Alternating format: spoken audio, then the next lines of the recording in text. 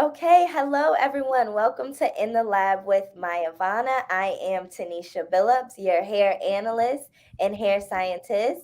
I have Stacy with me this week. She is our Hello. hair Hello. coach. We call her Coach Stacy. Coach Stacy. I'm here. Excellent. Our topic for today is color care. So we are on the case. So we're going to go through the challenge, analysis, solution, and education. So let's get started. All right. Okay. So, how do you color hair safely, right? That is the ultimate question. How do you color it safely? And then once it's colored, how do you take care of it? So, let's dive in a little bit. So, there are five categories of color. We have temporary, semi permanent, demi permanent, permanent, and then decolorization, which would be like your bleaching, right? Which is the most damaging for your hair. So let's go into the science of hair, of natural hair color, and then we can talk about how coloring affects your natural hair color. All right. So the color of hair is due to the presence of melanin, and we know this. Oh, I didn't say the challenge, huh? Okay, so over 52% of color use, um, mm-mm. Over 52% of people that use color are concerned about hair health and color damage, right? All right, so this is where we are. The science of natural hair. So, color of hair is due to it's the presence of melanin. They're located in the hair cortex, and there are two types. So, eumelanin and pheomelanin. Eumelanin produces black and brown colors. Pheomelanin are the red and the yellow colors. Mhm. hmm So let's dive into the science a little bit. Eumelanin is destroyed first because the color has to travel from dark to light. And then pheomelanin, this combo of colors is safer because the pigment molecules are smaller. So what that means is it's more stable and it's resistant to the chemical bleaching than eumelanin is. So it's harder to destroy. All right, so this is a strand of some color. Alrighty, so what are Mhm. the parameters that affect lifting and color for hair? So first it would be the oxidizing agent. So that's when it comes to permanent color, they use oxidizing agents. So there are different strengths and those are called volumes. So when you hear terminology like 20 volume, 30 volume, 40 volume, that's what they're talking about when it comes to permanent color. A mix of the ratio between the colorant, excuse me, and the developer, the pH, the dyes, the swelling, and the condition of your hair, meaning the porosity, right? And surfactants, other raw materials. Processing time is important as well as the temperature when you're doing the color. So Mhm. that is our challenge. Now, here's some more information. So, poor UV promotes oxidation. We went over that. And examples here. So black hair contains, like I said, a very small amount of pheomelanin, mostly eumelanin. Blonde and brown is mostly eumelanin, small amount of pheomelanin. And then the reds are um, mostly pheomelanin with some eumelanin in them. All Yeah. right. So this is good, Tanisha, because you know, from the perspective of the professional, we understand, but from a consumer perspective, when you're looking at it and you're looking at all these different variations of hair color from left to right, there are different variations and not all of them are natural hair colors, right? So when you look at the left side, and you look at some parts of like nationality or depending on the ethnicity of the person, um that might be temporary or semi-permanent or demi-permanent color. Mhm. Whereas in the middle, where the brown and the blondes, that right there is where you can go into your demi-permanent to your permanent colors, and where your blondes and your reds are, that's permanent color. Your blondes are like high lift color, that's decolorization. Right. Right.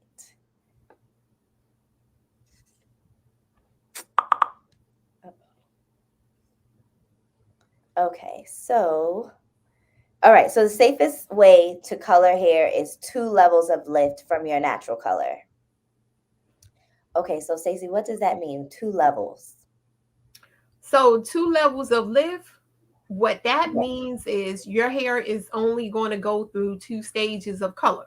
So if you're trying to get red and the safest color is 2 levels of lift, and your hair is like a level 2, which is your darkest brown, and you're trying to get to a red or a medium or a blonde, you Mhm. won't get there with 2 levels of lift. 2 levels of lift safest, that's more of demi-permanent color. That's going to keep you more in the brown or the reddish brown stage. Okay. So exactly what you're talking about here, right? Yes. So So if someone was at a 2 mm-hmm. and they want to get to a 9 or 10, that's not 2 levels of lift. Right. So Right. if you're at a level 2, 2 levels of lift is only going to take you to a 4. Mm, Okay. You're only going 2 levels up to 3 to a 4. right. And that's for the healthiest way to color your hair. Yes. So if you want to go from here to here, from a 2 to a 9, like you said, then that's going to cause some hair damage. Yes. Okay. All right. So let's dive a little bit more into temporary, semi-permanent, demi-permanent, permanent, and decolorization. Right? Okay, so hair coloring. It's a little bit blurry. Okay, so when hair is temporary, the color sits on top of the hair with the large molecules. It's removed little by little through shampooing. Correct? Correct. So that's shampoo to shampoo. Temporary color is shampoo to shampoo. It Right. never deposits, it sits on top. So that would be more like when you're looking at your fun colors and so forth, Mhm. sits The right on top. Right, the craze with the color paste. Is that, or what was it? Color paste, where they had all the purples and it was like you just put it on top of. Right. Mhm. Okay, so semi-permanent, no color, that sits on the top of the cuticle, or no, and normally lasts 4 to 6 weeks. So that's shampoo based too. It Yeah. might bleed. An example of that would be like a rinse. Right. Yeah. Well, with semi-permanent color, it fades over time. Okay. So the color is still present, but it takes a little bit longer to leave, which is why it's about 4 weeks, right? Or 4 shampoos. Mm-hmm. So it's fading. Each time you shampoo the hair, you lose color with a semi-permanent. That's why it's semi-permanent. Right. So then with demi-permanent, it lasts a little bit longer and it's normally either to darken or brighten the hair. Yes, absolutely. So with a demi-permanent color adds more vibrancy to the hair. And realistically, for a lot of your gray hair people who just they don't want permanent color, but they either want to cover the gray or give the illusion of some highlights, or add some vibrancy to the hair, a demi-permanent color is actually excellent, and Right. that lasts about anywhere from like 4 to 6 shampoos. As well. Yes, it's a depositing color, so it deposits inside, and developer is used with Right. the demi-permanent color, which helps soften the hair to allow for the color molecules to enter inside the hair shaft, allowing it to last a little bit longer. Right. So temporary, semi, and demi, they darken or brighten, but they do not lighten. And the safest, dependent on or based on pH, is demi-permanent. Correct. Okay, so let's show some examples, my favorite part. All right, so this is temporary color strand from the lab. See if I can Mm-hmm. brightness. Alrighty, so temporary color. She's got some product buildup, but as you can see, it sits on top of the hair. The color sits on top aside from the product buildup. I can do a whole segment on that. What I see Right, of that in right. the lab. But So temporary color sits on top. I have an example of semi-permanent color, and I believe they have highlights as well. Mm-hmm. So some semi-permanent color here. Demi with highlights. With you can Mm-hmm. see the medulla. She's been high lifted highlights. Right. Demi color. Excellent. And I want to go into permanent color a little bit before I show another photo. So permanent, these the oxidative dyes. So meaning the hair color that takes away the natural color by lightening the natural color and then depositing the new color. So also known as lifting to a higher level. And it's normally mixed with the peroxide, and that's when the volumes come into play. The 20, 30, or 40 volume can be used. So I have some images of permanent color, and you can see that almost dependent on the colorist, the damage can increase as you go up, Mm-hmm. right? So these strands actually are not too bad. We see a little bit of like splitting and breakage in here, but overall, the colorist didn't do too bad of a job Right. with this permanent color. But it doesn't look like she went too light either. And then decolorization, so that it lifts the natural hair color um, at an accelerated rate, and it does not deposit a new color. So it's only lightening, and it's normally used for your bright fashion color deposits and as a secondary step. Mm-hmm. Those are your platinum blondes and The oh, high lift colors. right. When you're bleaching, so normal hair, healthy hair, the cuticles are technically closed. Um, then the alkaline hydrogen peroxide, it causes the cuticle to lift open. So if the hair swells, the cuticle opens. And then is the screen cut off a little bit? It is. Okay, It's cut off just slightly. just slightly. Okay, so basically the bleach is going to enter into the cortex and remove the color, oxidizing the melanin, and that's how the strand loses color. So that's my Mhm. favorite part of this is all the science, but I know Yes. everyone's really interested in the solution and the education. So how do I care for my color? How do I choose a colorist? And can I color at home? So let's start talking Right. about that. Okay. So let's talk about products first, and then we'll go into recommendations as far as style, technique, regimen. So as far as products, hydrating, right? With strengthening and hydrating balance when you're talking about caring for colored hair. So hydrating products, strengthening meaning protein, and you want to make sure they're balanced with hydration and moisture. Steam Hmm. therapy, yes, Yes. is an excellent way to make sure that your hair is sufficiently hydrated when it comes to products. And then I also would like to just touch on the difference between color care versus color enhancement, because I know that can be a little confusing for us non hair color naturals. So let's go over some key words, and then when to use, and then Stacy, you can tell us when to use which one or when it's appropriate. Hmm. So for color care, your keywords are going to be color protection, color preserve, anti-fade, UV protection. A lot of times it will say sulfate free. When it comes to color enhancement, that would be like toning down the brassiness or preventing the yellowing of your blonde. And those keywords will be toning, color boost, color deposit, color fading, or color pigment. So how do I know when to use which one? So, when to use which one? The hair is already colored. So, you've gotten your hair colored and now you need to care for it.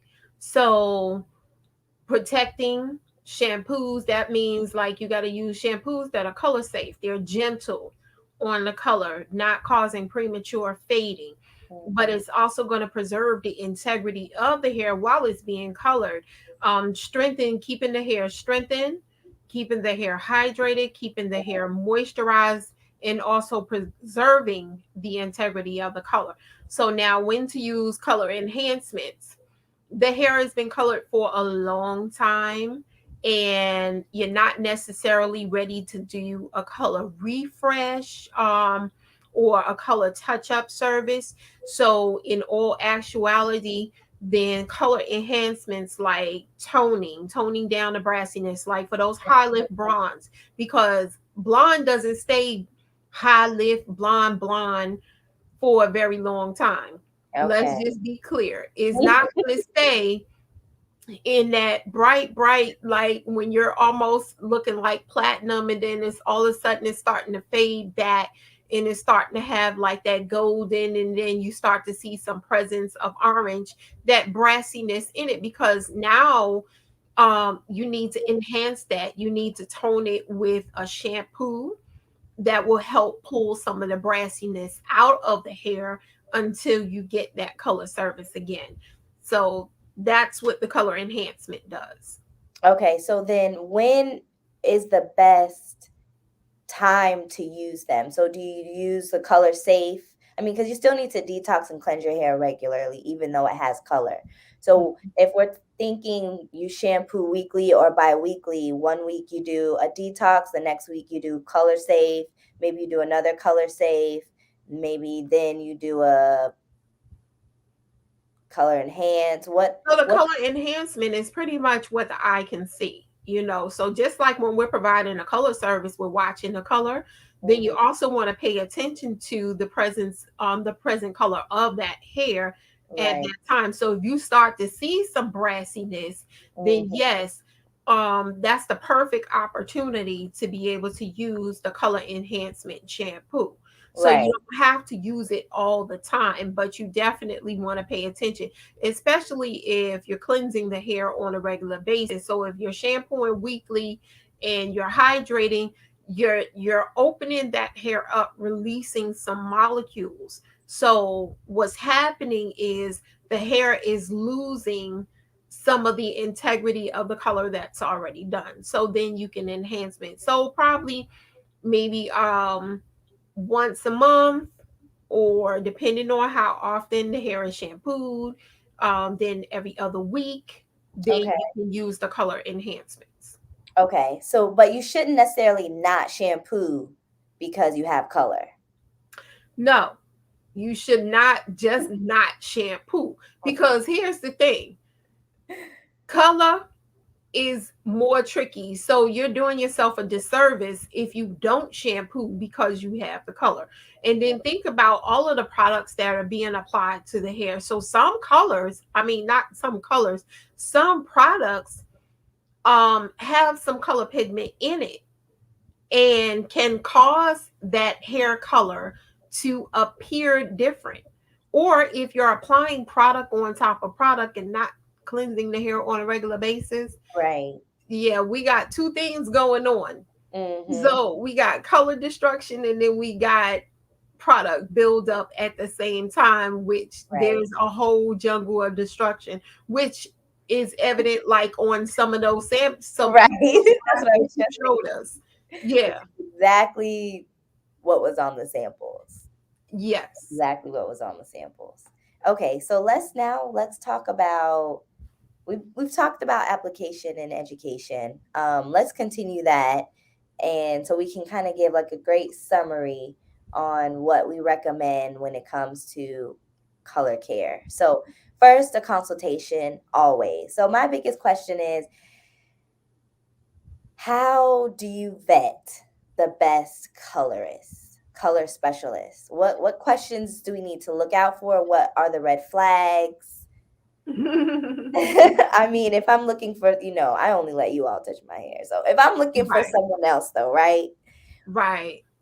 What do I Definitely, need you're to not going to Instagram just looking at the pictures. Okay. You want to look at ask?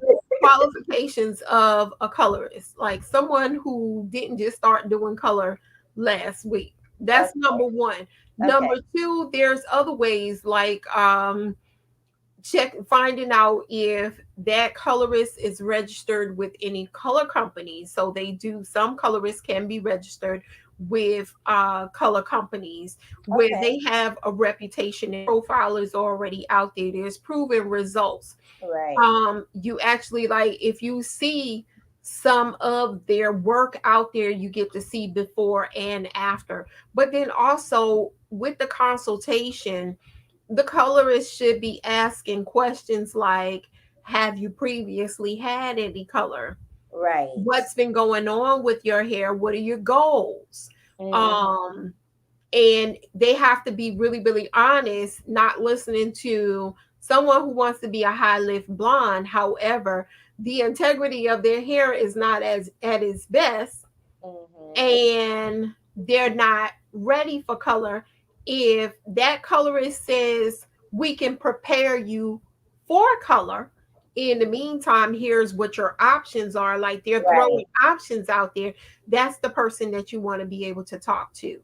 So Yeah. not the person where you don't have a consultation, but you come in that day and they just color your hair. Right. Right.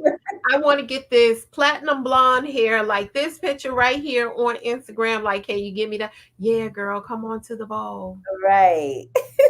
Oh no. That's the big red flag. If they automatically put you in the chair and start applying color as soon as you walk in the door, Hmm. and have not really done a thorough consultation prior to find out what your goals are, but also talk about the management of the hair, how to be able to manage it, how often you should be coming back, how Right. often you need to get touch ups.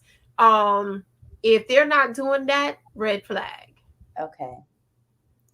All right. So consult, locate the expert. You said prioritize the hair goals, patch test for allergies. I don't feel like I see that often.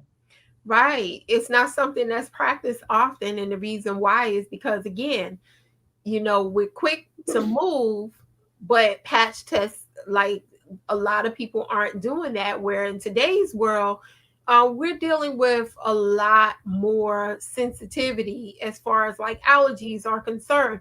Right. So patch tests definitely, you want to make sure that that's done. So when you go in, you ask, do you also do a patch test And to a test for strand. allergies, see if you're allergic? Because um some dyes people can be allergic to, and you can use the same brand, but certain dyes within that brand Right. can create allergies. Right. I had my hair colored, or I okay, I was terrible. Don't do what I do, do as I say, okay? So in high school I had high lift, I had highlights, right? I went to the beauty school to get them done. They turned out great, luckily. But then after that, I hennaed on top of it. I hennaed on top of that. We haven't really touched too much on henna, so maybe we should touch on that too. And Mhm. I was lucky because it didn't turn out terrible. I did experience some dryness, of course. Um, but it could have been a lot worse. It could have been Oh yeah.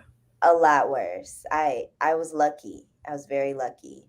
I didn't do it in the same time frame or anything like that. But once my color started, my blonde highlights started to kind of grow out. I was like, ah. I put the henna on top. So Mhm. don't do that. No, absolutely not. And let's just be clear. Decolorizing the hair at home is not a good deal. So Okay, just because you see videos out there people doing it, no. right. No. So the recommendation is do not color at home. Go find a specialist that knows what Absolutely. they're doing. That's going to It strand deletes a test. lot of the challenges. It Right. definitely does, because you get fooled by the brands out there in the stores. Like, you go buy a color and somebody says, hey, I want some honey blonde, Hmm. or I want that cocoa brown. So the label on the package says honey blonde or cocoa brown, Hmm. and you get at home and you try to do it. And I've seen so many people come to the salon Oh no. to get correction based off of the package said honey blonde, but in Right. all actuality when they did it, They turned into Homie the Clown. Oh no. How do you fix that? Right. That's a whole lot of fixing. Yeah. Right. Right. Okay, so heat styling when it comes to color. So when we think about color, we talked about how it enters the cortex, depending on how your hair may react, depending on your condition and porosity. So then when you're heat styling on top of that, does that can you heat style and color healthily? Does, is that a word? Healthfully. We're going to take that word right there. That's a good word. Okay. So, can you color and heat style safely Right. and keep the hair at its healthiest state at that time? The answer to that is yes. Okay. Turn the temperature down. Right. But here's the thing now, there's a no go zone when it comes down to decolorizing hair. That's bleaching hair. Right. Okay. So a lot of people do it. However, again, the temperature Mhm. has to be turned down. Now, the safest way to preserve the integrity of the color while you're wearing it is to stay away from heat styling. Right. But if you're not going to someone who's familiar Mhm. with technique and tools and how to safely use their tools, Right. then we're gonna run into problems. Right. Should you do that at home, heat styling with color on your hair at home? The answer is no. Okay. Okay, so now that let's say I have this beautiful color. I don't want the dark roots. I just want the beautiful color, not the dark roots. But it says permanent color only 2 to 4 years. Yeah, well, you can actually with the dark roots, you can come in with a demi-permanent color. And Okay. again, a demi-permanent color is gonna deposit color into the hair shaft, which will then actually give it a good match where it doesn't have to be so dark. But Right. as far as like lifting, um, yeah, That's enough.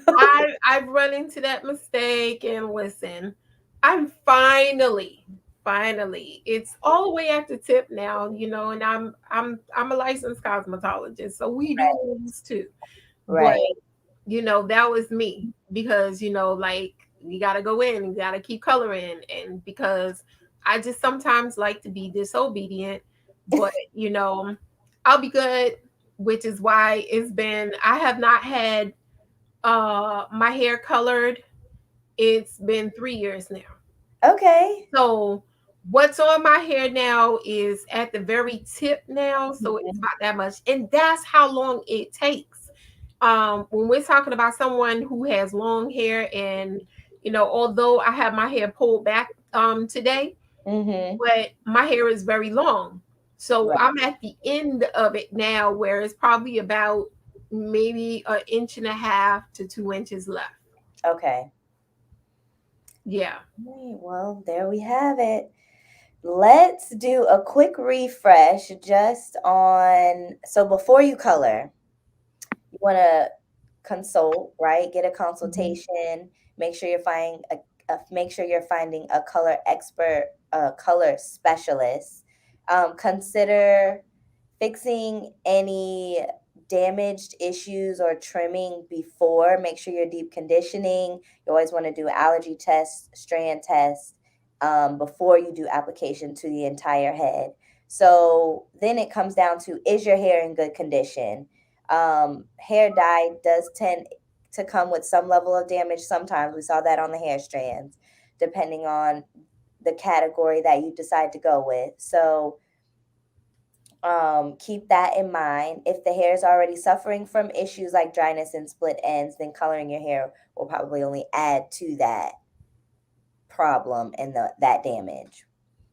Okay, so how about, can you handle the upkeep? So we went over shampooing, color care versus color enhancement. We talked about hydrating and moisturizing and balancing strengthening as well Mhm. when it comes to color care, because yes, blondes have the most fun, but there's nothing fun about dry, brittle, damaged, Right. broken hair. And the fastest way to get to the damage when it's colored is stressful styles. So those Right. stressful styles are like braids, Mhm. weaves, Mm, um, twists that are excessively too tight, pulling and tugging on the hair.